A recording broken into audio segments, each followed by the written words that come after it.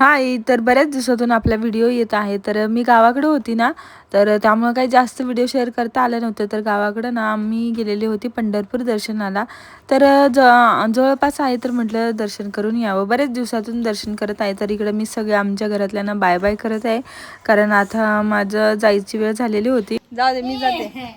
आम्ही जाऊन येतो लगेच. जा बाप्पाला, तू इथंच थांब आजीजवळ. थांबते का? राहू दे.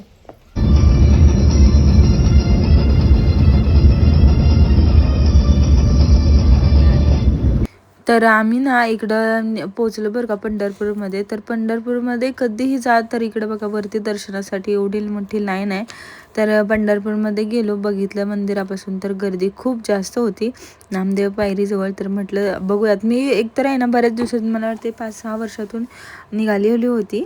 तर इकडं मग आम्ही गाडी वगैरे ही केली, पार्क केली आणि त्याच्यानंतर गेलो ते म्हणजे नदीवर. आता नदीवर जायचं म्हणजे आहे ना, नदीचं पाणी आता कमी झालेलं होतं बरं काय. पण नदीला पूर पण आलेला होता आणि खूप जास्त पाणी होतं. पण मी गेले तेव्हा काहीच पाणी नव्हतं. आणि नदीत खरं सगळेजण येतात, आपल्या अंघोळीसाठी येतात बरं का. म्हणतात ना चंद्रभागेमध्ये जे कोणाचं काय जर पाप पुण्य असतं ते धुवून निघत असतं, तर सगळे आले की तर अंघोळीला पहिले जात असतात. तर मग आम्ही इथं फक्त हातपाय वगैरे धुतले आणि नमस्कार वगैरे केला. तर तिथं बघा इथं मंदिरं आहेत बरेच मंदिर आहेत या नदीमध्ये. तर याची मला पण काय जास्त माहिती नाही, पण तुम्हाला माहिती असेल तर नक्की मला सांगा. त्याच्यानंतर ही आहेत, तर इथं फोटो काढायला तर खूप छान सुंदर असतात.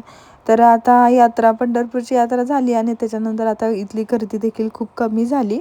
तर मग इथलं काही थोडीफार मंदिरांची माहिती मला काय तर मिळाली. पण अजून काय काय आहेत तर ते तुम्ही देखील मला कमेंट करून सांगा. आणि त्याच्यानंतर इथं आहे ते असे वेगवेगळे वाडे आहेत. तर इथं मला एवढं समजलं की ज्या वेळेला तुम्ही पंढरपूरला वारीसाठी येता, त्यावेळेला प्रत्येक गावांसाठी असं एक म्हणजे ठिकाणं असतं की तिथं तुम्ही राहू शकता.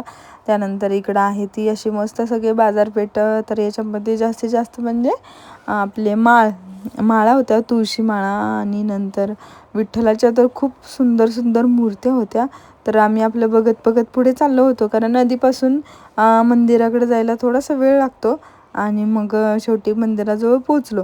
मंदिराजवळ गेल्यानंतर मंदिराजवळ रांग आहे ना खूपच जास्त मोठी होती दर्शनाचं. आणि त्या दिवशी होता ते दहीहंडीचा काहीतरी कार्यक्रम चालू होता, मग त्याचं कीर्तन देखील चालू होतं. तर मग म्हटलं आता नामदेव पायरी आहे ना, तिथून आम्ही मग दर्शन घ्यायचं ठरवलं, कारण थोडंसं काम होतं त्यामुळं जायचं पण होतं. तर इकडं मग प्रसादासाठी वगैरे पण चाललेली होती आणि गर्दी तर खूप जागेच जास्त वाढून गेली.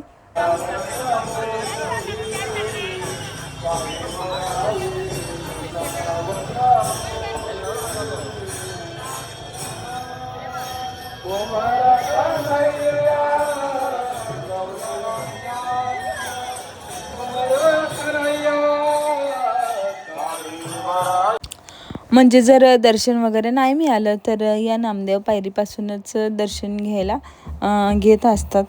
तर इथं बऱ्यापैकी भाविक जर दर्शन घेऊनच जात असतात. विठ्ठलाचं दर्शन नाही मिळालं तर इथं मूर्ती आहे, तर तिथं दर्शन घेऊन, तर इथं बघा काल्याचं असं कीर्तन चालू होतं.